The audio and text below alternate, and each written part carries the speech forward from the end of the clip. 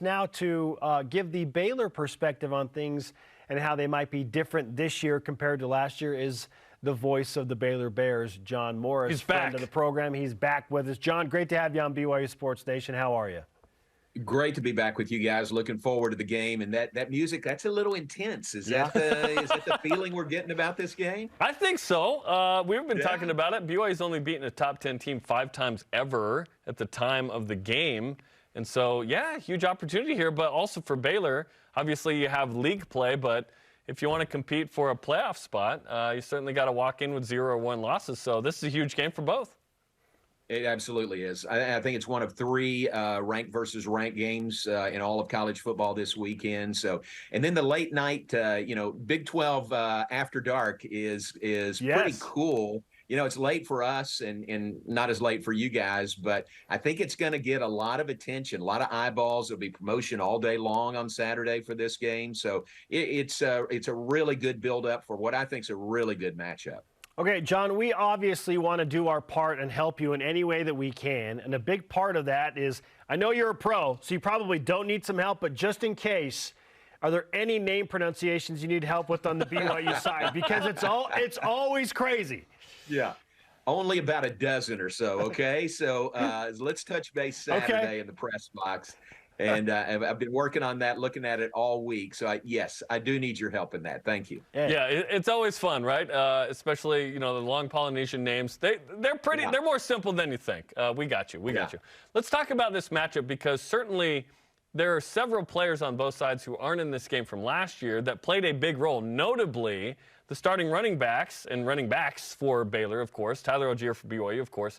They're gone, but it still feels like this is a run versus run defense on both sides of the ball game that will determine how this game goes. How do you feel about it? Does it come down to that? Yeah, I agree with you. Just in the trenches, one of those in the trenches, very physical game. Which line can dominate the other line? Last year in Waco, that was a huge part of the Baylor win. I think we ran the ball for 303 yards last year and really contained Tyler Algier pretty well. I think BYU had 67 total yards rushing last year in that Baylor win in Waco. So that is a key part of the game on Saturday. And I think, new faces back there. Certainly Tyler Algier's now with the Atlanta Falcons, but Chris Brooks is there, had a real good opener. And for us, we've got several guys that are kind of trying to make that stand as the number 1 back. But right now, I think you're going to get 3 or 4 different backs from Baylor. John, we've been talking about the late night window, and certainly, it's Big 12 After Dark, as you said, is a lot of fun. How much of a difference do you feel like that game time, the location, is going to make an impact on how this game plays out compared to the afternoon in Waco last year?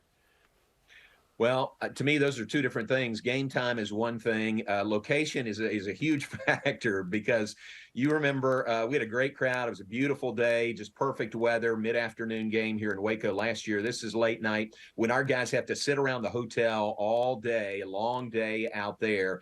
And sometimes that's a factor. I think coaches would tell you they want to play as early as they can on the road and not have to sit around and keep the guys occupied all day. And then there's your crowd, which I understand is just terrific at LaVell Edwards Stadium. So we got to contend with that also. So it's going to be tough. Baylor has a tough road schedule this year. We play in Provo. Later we'll play in Ames. We'll play in Norman. We'll play in Austin. So a really tough road schedule. And this is the first test for some guys who maybe haven't been in that kind of environment before.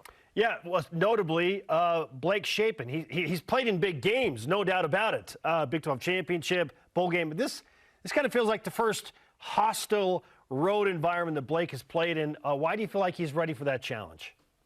Boy, it's just his personality. It's just his makeup. He is a really cool customer back there.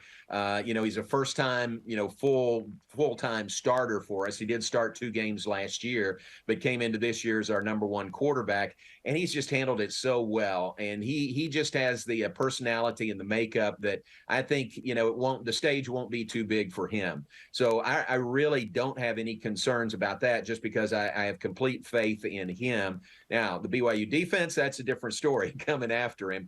But just personality-wise, I think he'll be able to handle it.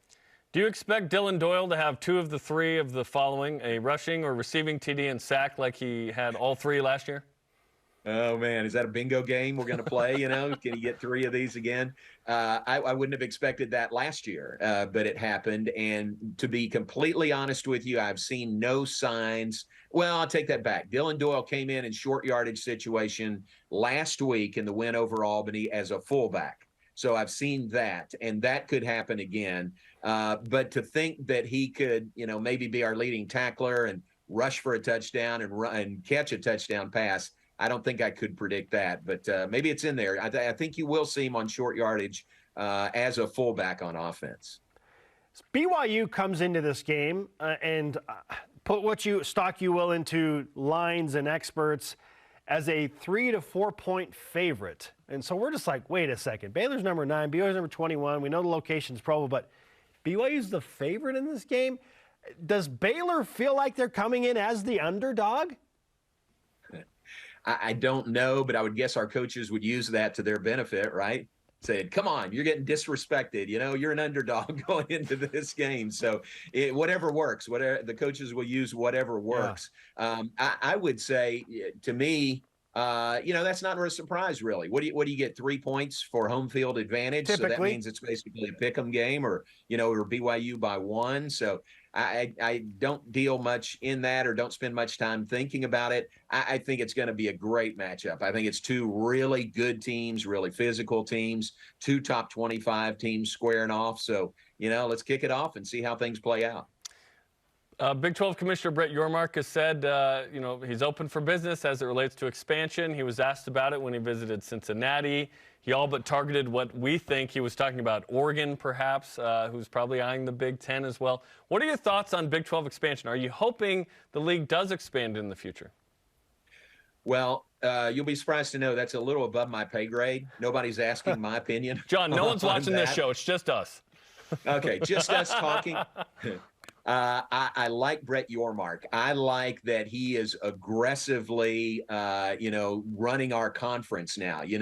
He's not passively standing behind and standing back and seeing what happens. I like that. I think that's a new Big 12 with Brett Yormark in charge, and I think it's pretty cool. I kind of trust him implicitly. Even though I don't know him, haven't known him that long, since the middle of July was the first time I met him, but I really trust him and the decisions he's already made and about to make.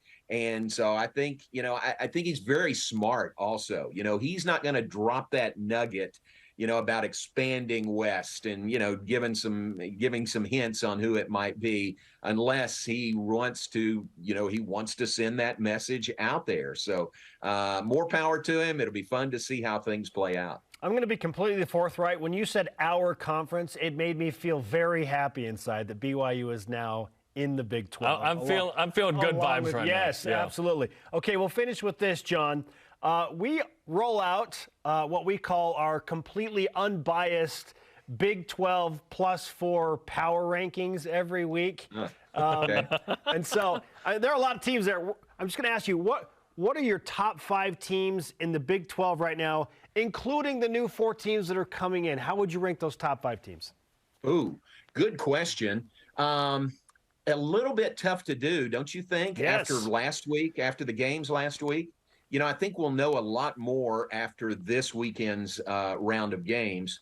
But if you're holding my feet to the fire and saying what are they right now, I'm going to say Baylor, BYU, Oklahoma, and Oklahoma State. How about that for the top 4? Okay. What did you say? Yeah, what did you say? Well, we're going to reveal it next segment. We got to tease it. But I want to stay tuned. Can I stay on with you? Yes, absolutely you can. Yes, absolutely. You can. And John, we have 5 hours to fill a week. We got to come up with this crazy content, okay? We just got to do it. That's good stuff. I'm glad to be part of your 5 hours. We're looking forward to the trip to Provo, and I look forward to many more visits in the future. We're really excited about BYU being a part of the Big 12. Fantastic. John, you're a class act. We appreciate your time. We'll see you in Provo. Safe travels to you. Thank you, guys. Appreciate it. He is